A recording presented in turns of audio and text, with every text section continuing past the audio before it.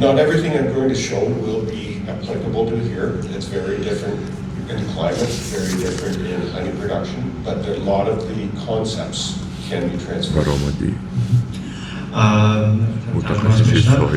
زنبور اصل‌پروری در کانادا در اساسی اکسپورت کار و فعالیت میکند، چون که در سطح صنعتی این برای بسیارتر برای اکسپورت میباشد. این یک بسیار از سخن‌هایی که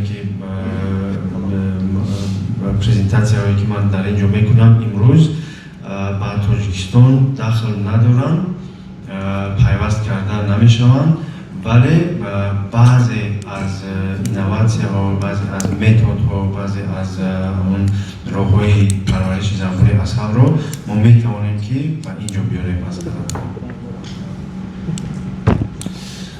So in Canada we have organizations for beekeepers. At the national level, it's the Canadian Honey Council. در کانادا ما در سطح ملی جمعیت زنبور عسل‌پروران کانادا رو داریم. This organization represents beekeeping to the national government, lobbies the government, and pushes the government to improve the industry in the country. این تشکیلات با حکومت کانادا کار میکنند تا اینکه برای اکسپورت، برای برطرف کردن مشکلات های ساحه زنبور عسل‌پروری کار و فعالیت کنند. They push or ask the government for assistance with the beekeeping industry to develop it, to look for new markets for export, for new control products for diseases, and many other things. آنها از حکومت کانادا کمک میگیرند، دستگیری میگیرند برای یافتن، کشف کردن بازارهای نو، برای اکسپورت کردن، برای مبارزه با کسلی‌های زنبور عسل.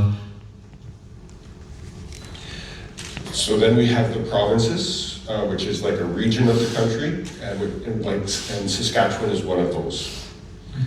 ما در کانادا پروینسیا ها ولایت‌ها داریم که ساسکاچوان یکی از آنها میباشد. So Saskatchewan Beekeepers Development Commission or Association might be an easier translation, represents Saskatchewan to the provincial government, and they also provide a lot of education, provide funding for research, and represent the beekeepers to the national level as well.